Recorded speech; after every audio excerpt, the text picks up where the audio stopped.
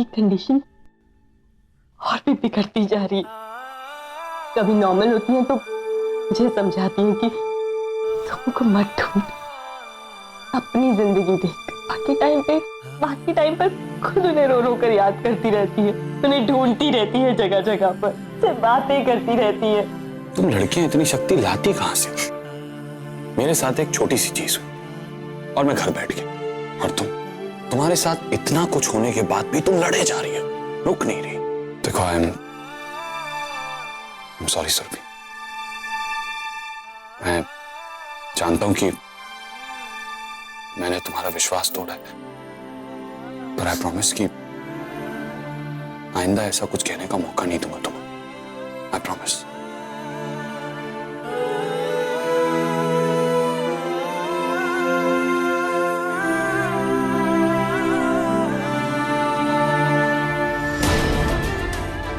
अब बताओ, क्या पता चला सोमना के बारे में? हम दोनों से मिलकर ढूंढेंगे। उनमें ये भी थी क्या? हाँ यही थी। अंकल कितनी देर पहले आए थे और कहाँ गए हैं वो लोग? संतोष नगर सेक्टर नंबर 3। आप इन्हें जानती हैं? इन्हें देखा है कहीं? मुझे इनसे मिलना है। तुमने उसकी माँ ने भेजा है ना? जाओ, वो लोग अभी अभी निकले हैं, बाहर ही मिलेंगे तुम।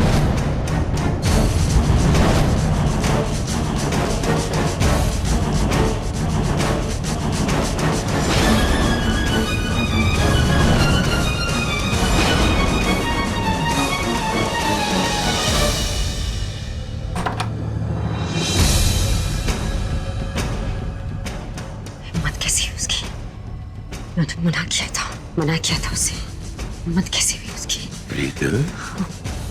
प्रीत मेरी रानी, सेक्शन है ना गरम क्यों लग रहा है? की गल है? मैं क्या, हिम्मत कैसे हुई उसकी? अगली बार उसने मेरे मुंह लगना है ना, मैंने उसका मुंह तोड़ देना है, कह देती हूँ। किदा मुंह तोड़ देना है? किन्ने मुंह लगना है? और मैनू दसना, मैं उसका दो कौड़ी की किन्नर।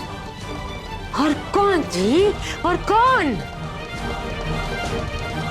एक मिनट मालको मलाई दे डोने हो। एक मिनट ए एल थोड़ा जा ठंडा पानी पी।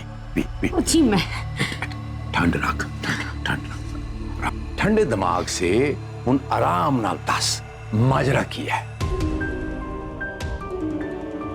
जी मैं।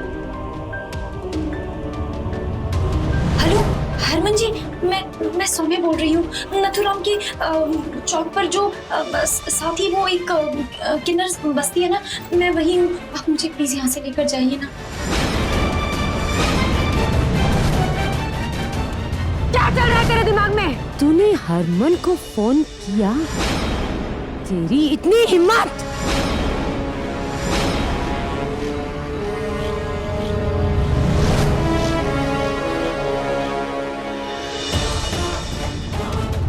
अगर हम किन्नर अपने हक के लिए लड़ने पे आ गए तो तुम जैसे इज्जतदार लोग हमसे आंखें मिलाने के लायक भी नहीं रहोगे। कितनी बार मना किया है यार, दूसरों के फटे में मत टांग अड़ाया कर यार। तुम वक्त बेवक्त ना अपने टंगन बांध रखा कर। क्या जरूरत है वहां जाने की? ओ इज्जत हमारी है, उनका क्या जाना है? एक तो वैसे हालात के मारे हुए हैं। हमने 35 साल में हमारा रसूख बनाया है, नाक मेरी कटनी है, उनका क्या जाना है? ओ की करती जी? वो बैठे बैठे इंतजार करती कि कब मेरा पुत्र जाएगा और उसे ढूंढ कर ले आएगा। वो तो अच्छा हुआ मैंने फोन उठा लिया। मैं फोन नहीं उठाती, हरमन उठा लेता तो क्या होता? वो जाता और ले आता उस किन्नर को और हमारे सर पर मारता। की करते जी?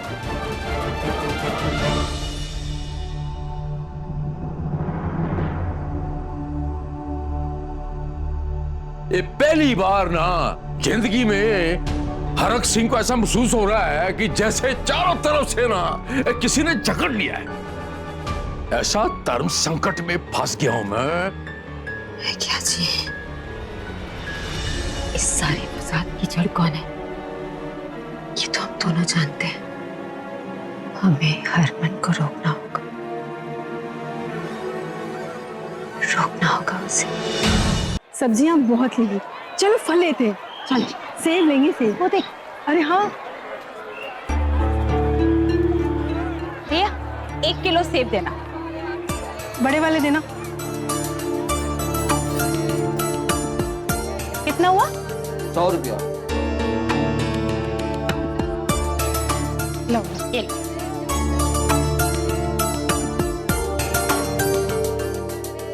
अच्छा अच्छा सुन रहा रानी, हाँ पैर बहुत दुख रहे हैं, थोड़ा आराम करते हैं फिर आगे चलते हैं। ठीक है चल। करीना दीदी, थैंक यू। कल आपने मुझे फिर से बचाया। थैंक यू मत बोल, अब अफसोस हो रहा है क्यों बचाया। तूने ऐसे इंसान को फोन किया जिससे तेरी कोई फिक्र नहीं। उसे ले ही नहीं जाना था तो फोन पे ही मना कर देता। अपनी माँ को भेजने की क्या जरूरत थी? मैं भी वही सोच रही थी। फोन तो मैंने हरमन जी को किया था, तो फिर हरमन जी ने मम्मी जी को क्यों भेजा होगा? तेरी बात क्या हुई थी बता मुझे। दीदी, मैंने बहुत जल्दी में बात की, उन्हें एड्रेस बताया और कहा कि मुझे यहाँ से ले जाइए, लेकिन सामने से मुझे कोई जवाब नहीं आया और फिर फोन कट गया और मैं फिर से फोन करती, उससे पहले सब लोग मुझे वहाँ ढूंढते हुए आ गए।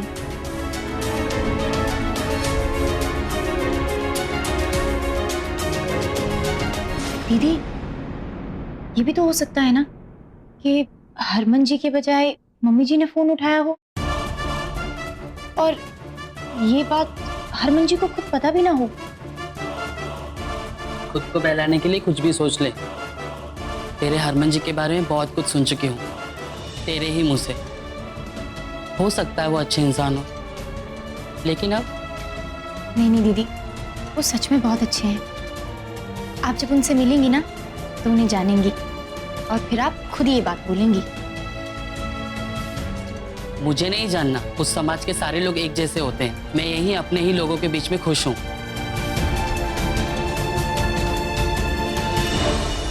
तुझे पता है रानी, मेरे बाप के पास ना बहुत पैसा है, बड़ी बड़ी गाड़ियां हैं उसके पास। दिल्ली में 4 बंगले हैं। अगर एक बंगला मुझे दे देता ना तो ये फुटपाथ पे बैठ के आज सेब नहीं खा रही होती। मेरे माँ की कोख से पैदा हुआ भाई आज बड़ी बड़ी गाड़ियों में घूम रहा होगा और मैं ना रवीना, उन बातों में क्या रखा है? अरे हमारे अपने ही हमें नहीं स्वीकारते, उनके लिए तो हम मर चुके। तुम लोगों से अपनी जैसी एक किन्नर नहीं संभाली गई। पैसा चाहिए, पैसा चाहिए तुझे, पैसा चाहिए, बोल कितना चाहिए। मुंह मांगी की मत दूंगी, पता कितना चाहिए, बोलो कितने पैसे चाहिए। मुंह खोलो, मुंह पर मारूंगी तुम्हारे पैसे। लेकिन तेरे पैसे वाली बात से ना मुझे एक आइडिया आया है। हम भी अमीर बन सकते हैं, हम भी ना अपने सारे शौक पूरे कर सकते हैं। क्या आइडिया आया तुझे? तराना की सास है ना, वो बहुत पैसे वाली है और जिस तरह वो तराना को सुना के गई है ना, इतना मैं पक्का कह सकती हूँ कि वो हटाना चाहती है उसको यहाँ से, ताकि उसका बेटा फिर ना आ जाए उसे लेने। हम ना उस औरत से हाथ मिला लेते हैं, हमारे सारे अनुमान पूरे हो जाएंगे और वो तराना को यहाँ से हटाने के लिए मोटी रकम देगी। पागल हो गया क्या? क्या बकरी है तू? और गुरु माँ, वो ना खाली गुरु माँ करेगी ना तो गरीबी बन के रह जाएगी। रानी बन, सचमुच मेरी जैसी रानी नहीं, सचमुच की रानी बन, सचमुच की। पर तराना को हटाएंगे कहाँ? बैंकॉक। उसकी सास तो पैसा देगी ही देगी और हमें वहां से भी मोटी रकम मिलेगी। तराना को वहां भेजने का कोई पैसा क्यों देगा हमें? अरे भगवान, अरे वहां जाके वो सबका दिल बहलाएगी, लेकिन अलग तरीके से। और हम यहाँ अपने सारे शौक पूरे करेंगे, हम अपने सारे अरमान पूरे करेंगे। सोच जरा, सोच, दिमाग पे जोड़ दे। मतलब तराना की सास को मिलकर समझाना होगा। दीदी, एक बात बताइए, उस दिन मेरी दीक्षा की रस्म के दिन आप लोगों ने मेरा मंगलसूत्र ये कहकर निकाला कि उस दुनिया के तौर तरीके, रीति रिवाज यहाँ नहीं चलते। हाँ, नहीं चलते। तो फिर आप लोग ये सिंदूर क्यों लगाते हैं? उस समाज में ये सिंदूर सुहाग की निशानी है और आप लोग वहाँ के रीति रिवाज तो बिल्कुल भी नहीं मानते हैं।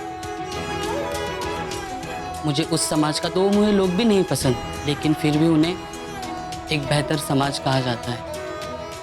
और हमें किन्नर अपने अधूरेपन की टीस जो है ना, वो कहीं ना कहीं बहुत तकलीफ देती है।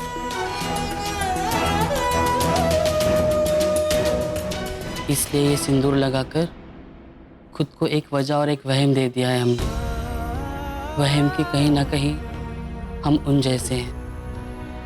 उस समाज को हम कितना भी कोस लें, पर एक काश के साथ जीते हैं कि काश उसी समाज में पैदा होते, वहीं रहते। सब एक वहम है। इसलिए तू भी ना उन लोगों से कुछ उम्मीद मत रख।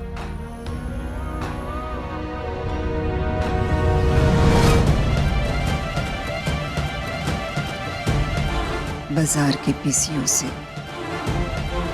तराना ने ही फोन किया था, मगर मैं चुप रही। इसे समझाने से ये नहीं समझेगी। जिस तरह इसकी सास ने आकर इसे सुनाया, ताना मारा, इसे इसकी असलियत समझना निकली। यही एक तरीका है।